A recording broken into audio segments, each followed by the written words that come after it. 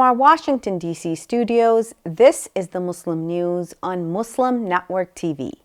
Assalamu alaikum, I'm Hena Zuberi. The world's leading genocide scholars have declared Israel's assault on Gaza a genocide. This and more coming up in today's news. Stay tuned. Israel's Prime Minister Benjamin Netanyahu has shifted all his cabinet meetings to an underground secret bunker. The move comes as an Israeli strike killed the Yemeni Prime Minister last week, along with 12 senior ministers. Following the death of Ahmed al-Rahawi, the cabinet resigned and a new prime minister was appointed. Tensions escalated yesterday when massive crowds took to the streets of Sana'a to the funeral of the slain Houthi officials. Houthi forces launched missiles and drones towards Tel Aviv, calling it their first retaliation for the strike. Israel has also confirmed it has carried out fresh raids on Sana'a. Houthis vow further retaliation. Critics warn that the conflict could spill over to the region. The International Association of Genocide Scholars has ruled Israel's actions in Gaza meet the legal definition of genocide under the United Nations Convention. In a resolution adopted August 31st, the group of experts say Israel's war involves systematic crimes against humanity, including forced displacement of nearly the entire population. Further, the destruction of more than 90% of housing and deliberate targeting of schools, universities, libraries, and cultural sites make it a case for genocide.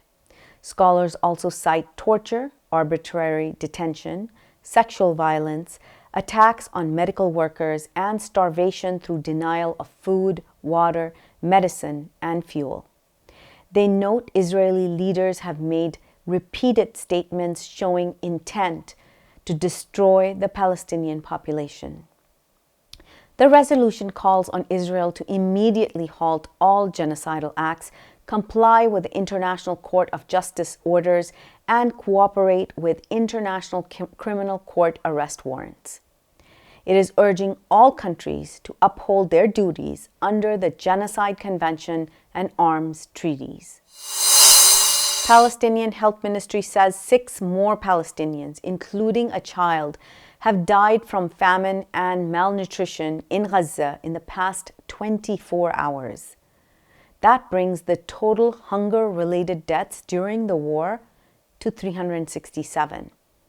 131 of the casualties are of children. August has been the deadliest month so far, with 185 starvation deaths, including 12 children. Health officials say 70 of those deaths came after the UN formally declared Gaza a famine zone. The ministry says more than 43,000 children under the age of 5 are suffering from malnutrition. 55,000 pregnant and breastfeeding women are also starving. This makes 2/3 of pregnant women anemic, the worst rate in years. Officials warn of catastrophic consequences if food and medical aid are not delivered immediately. UK-based cosmetics company Lush shut down its 100 stores, factories, and websites for a day. The company says that the closure was a gesture of solidarity with starving families in Gaza.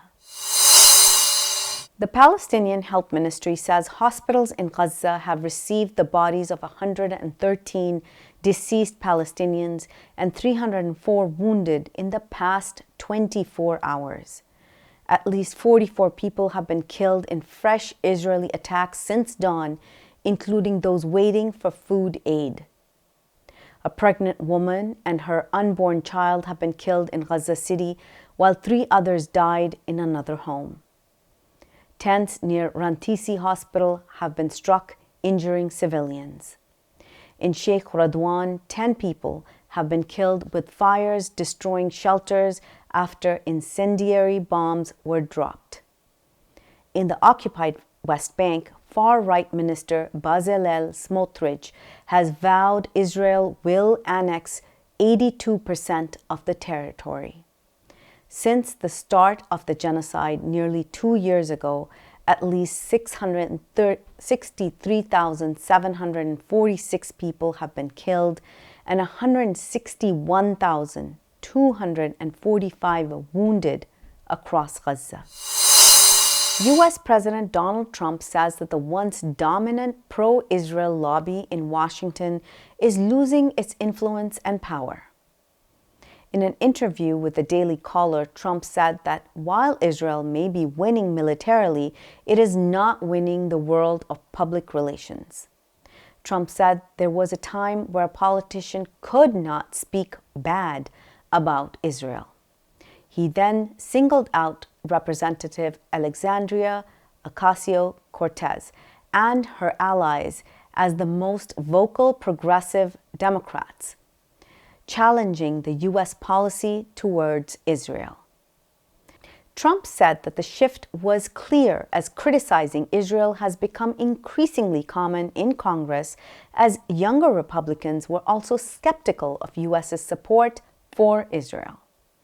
He said that his administration has proven to be the biggest ally of Israel, citing actions against Iran. President Donald Trump has announced plans to deploy U.S. military forces to Baltimore and Chicago. Trump says it is his obligation to protect the country, insisting the move is not politically motivated. However, he has not mentioned any time frame or timetable for the deployments. The plan has triggered strong opposition from local leaders. Chicago's Mayor Brandon Johnson has accused the president of exploiting violence for political gain. He argues that the real problem is the easy flow of guns into the city and is urging the federal government to focus on curbing gun trafficking. In Maryland, Governor Wes Moore has also rejected Trump's proposal, saying Baltimore needs investment and community support, not military force. Experts note Trump has not announced similar measures in Republican-run states, especially since some of them have the highest crime rates in the nation.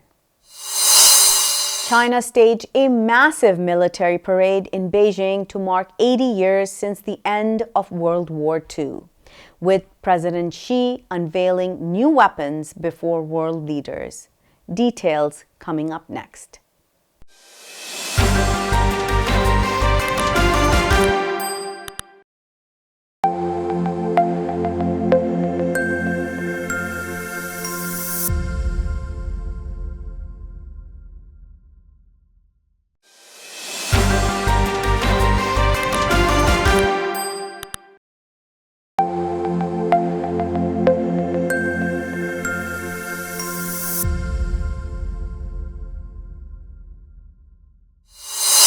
A federal judge in California has ruled President Donald Trump's use of the National Guard and Marines during protests in Los Angeles was illegal. Judge Charles Breyer said that the deployment violates the Posse Comitatus Act, which bars the military from civilian law enforcement.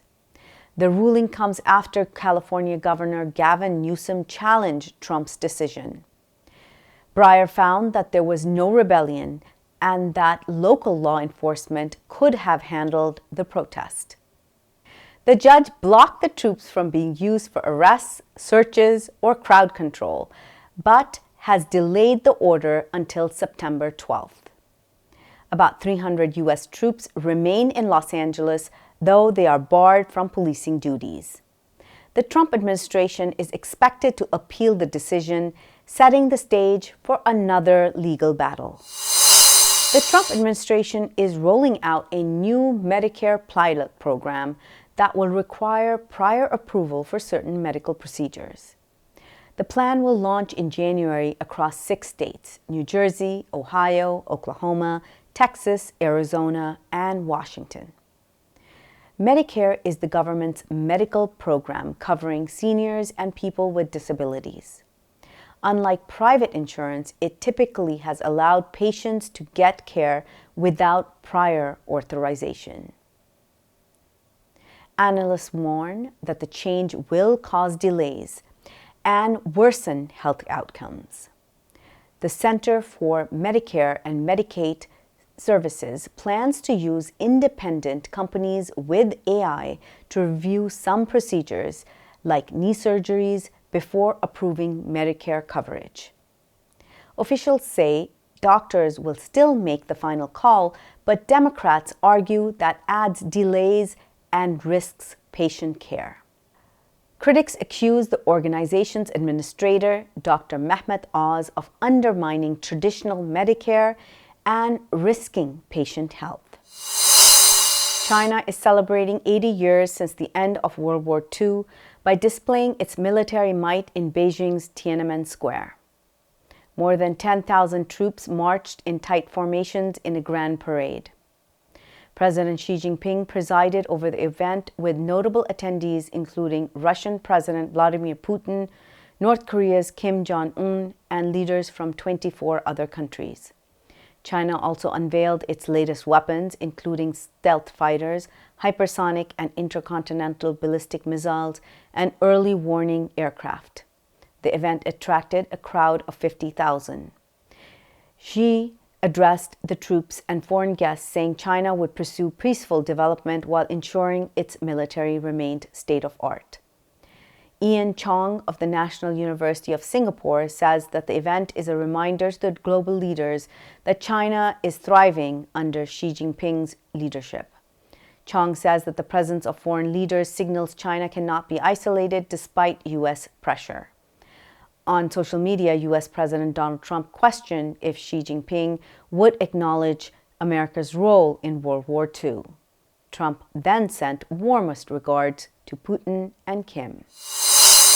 Muslims in the United Kingdom are reporting rising attacks and vandalism linked to controversial flag campaign. Recently, the South Essex Islamic Center in Basildon was defaced. Red crosses and slogans like "Christ is King" and "This is England" were painted across the walls. The vandalism, timed before Friday prayers, has left worshippers shaken. This comes as agitators raised St. George flags and Union Jacks across Britain under a campaign dubbed Operation Raise the Colours. The effort has been linked to far-right groups including Britain First and former English Defence League figures. Racist graffiti and intimidation have spread to other towns, including County Durham. Community leaders and local officials condemned the mosque vandalism. Bishops warn invoking Christianity to justify racism is both false and dangerous. Activists say sensational coverage of asylum seekers in the media has fueled a toxic climate where hate incidents are escalating.